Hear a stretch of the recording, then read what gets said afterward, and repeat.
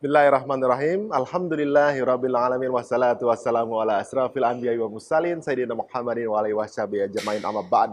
Assalamualaikum warahmatullahi wabarakatuh. Waalaikumsalam. Waalaikumsalam. Warahmatullahi wabarakatuh. Alhamdulillah pemirsa, sekarang masih di TV One di indahnya Ramadan. Dan alhamdulillah mudah-mudahan sekarang para pemirsa juga sedang menikmati santap sahur yang makin hari tentunya juga sambil diserami dengan ilmu-ilmu yang sangat luar biasa dari acara ini. Mudah-mudahan bisa menambah keimanan kita, apalagi menjalankan ibadah Ramadannya makin tambah ketakwaan kita sama Allah Subhanahu wa taala, makin yakin dengan kebesaran Islam ini, Masya Allah.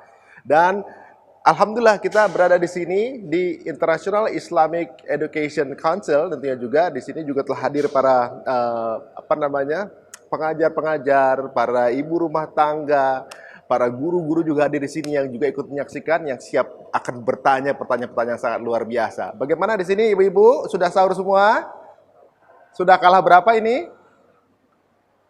Belum ada kalah ya. Hebat ya. Ibu-ibu emang punya keahlian sangat luar biasa. Minimal walaupun secara pribadi kalah, yang penting di keluarga nggak ada yang kalah ya, gitu.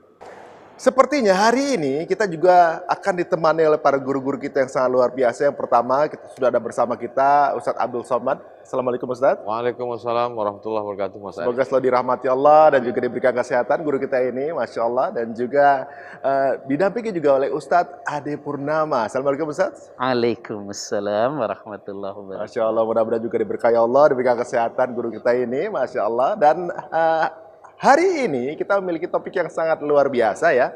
Kalau mungkin di konsep dunia, di konsep sains ada yang mengatakan bahwa manusia itu berasal dari teori Darwin gitu ya. Dulunya adalah makhluk yang mungkin setengah kera gitu saat itu ya. Tapi ternyata telah diteliti bahwa makhluk satu-satunya memiliki prefrontal cortex kalau nggak salah namanya, adalah hanya manusia, di mana mampu berpikir dan memiliki akal. Nah, itu kan yang sedikit mungkin ada perbedaan pemahaman, apakah benar manusia berasal dari kera atau bukan. Nah, kalau dalam Islam, bagaimana konsep itu sebenarnya? Apakah manusia memang benar-benar dibedakan karena manusia ini yang memiliki akal? Langsung saja kita tanyakan kepada guru kita Ustadz Abdul Somad. Fadhal Ustadz. Bismillahirrahmanirrahim. Assalamualaikum warahmatullahi wabarakatuh. Waalaikumsalam. Alhamdulillah wassalatu wassalamu ala Rasulillah wa ala alihi wa sahbihi wa man tabi'ahu wa mawalah. Sahur kali ini benar-benar luar biasa. Di sebelah kanan saya ada orang yang tidak pernah rugi. Amin. Minimal margin Hari untung.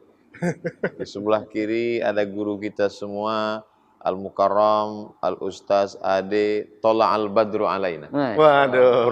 Purnama. Dan di hadapan kita, Masya Allah, Tabarakallah, International Islamic Education Council. Tempat mendidik anak-anak menjadi manusia yang luar biasa. Pemirsa TV One dimanapun berada, akal dari 3 huruf. Ain, Qaf, Lam. Aqlun. Kalau orang Arab Saudi Arabia pakai ghutrah, kain biasanya merah yang ditutupkan di atas kepala. Kemudian supaya kain itu tidak terbang terhembus angin, biasanya diikat. Pengikatnya itu bahasa Arabnya iqal. Tapi karena orang Arab Saudi menyebut qaf itu G, mereka menyebutnya igal. Igalnya mana? Igal artinya yang mengikat di kepala. Jadi akal artinya adalah tali. Mengapa akal itu disebut tali? Karena dia mengikat hawa nafsu. Makanya anak-anak itu talinya belum ada. Belum ada pengikatnya. Siapa saja yang belum terikat tali bebas. Anin naim hatta yastaiqiz, orang gila, orang tidur sebelum bangun. Makanya kalau mau ngamuk pas lagi tidur. Anis sobi hatta yahtalim, anak kecil sampai balik berakal. Anil majnun hatta yafiq, orang gila sampai akalnya datang, sampai sembuh, sampai sehat. Islam ketika datang dia menjaga 5. Yang pertama hifzuddin, menjaga agama. Jangan sampai kafir, murtad, musyrik. Hifzun nafs, menjaga nyawa. tidak boleh membunuh orang. Hifzul ard, menjaga harga diri, tidak boleh mencaci maki, sumpah serapah. Hifzul mal, menjaga harta, tidak boleh mencuri, tidak boleh korupsi. Hifzul aql, menjaga akal. Maka diharamkan khamar. Karena kalau khamar itu diminum, rusak akal, tidak lagi bisa dibedakan mana kawan, mana lawan, mana sahabat, mana orang lain, mana manusia, mana binatang. Nah, Islam datang menjaga akal ini, karena akal ini kalau diperturutkan, dia akan terbang ke langit yang tak bertepi. Jadi kita boleh menggunakan akal kita, silakan. Iqra, bacalah apa yang mau dibaca. Membaca yang tersurat dan yang tersirat dengan akal, tapi tetap diikat dengan bingkai Bismi rabbikal ladzi khalaq. Apakah manusia andai dia dengan akalnya saja akan menemukan Tuhan? Ya. Andai tidak dikirim nabi, andai tidak dikirim kitab suci, hanya manusia dengan akalnya, dia akan menemukan Tuhan. Seorang filosof menulis buku yang disebut dengan judulnya Hayy bin Yaqzan. Nama filosof itu Ibnu Tufail. Hayy artinya hidup, Yaqzan artinya jaga. Hidup, anak, jaga. Adalah seorang anak yang terlahir di tengah hutan, lalu kemudian kedua orang tuanya meninggal, lalu anak ini dibesarkan oleh gorila. Setelah dia besar, tidak ada nabi, tidak ada kitab suci, tidak ada manusia. Tapi dengan akalnya dia berpikir, akhirnya dia sampai pada kesimpulan bahwa Tuhan itu ada. Mirip Tarzan ceritanya. Dari itulah terinspirasi cerita Tarzan. Oh. Dari Hayy bin Yaqzan. Ketika itu peradaban barat, mereka baru belajar menulis nama di Eropa. Tapi orang Islam sudah menulis novel ilmiah.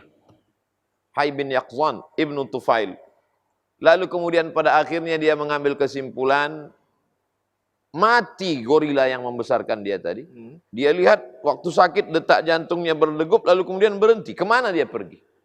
Kalau dia hidup, berarti ada yang menghidupkan. Kalau dia mati, berarti ada yang mematikan. Berarti ada Tuhan. Lalu kemudian akhirnya dia menemukan ulama. Disitulah pertemuan antara akal dengan wahyu. Bahwa akal hanya mampu mengatakan alam yang indah, besar, cantik ini ada penciptanya.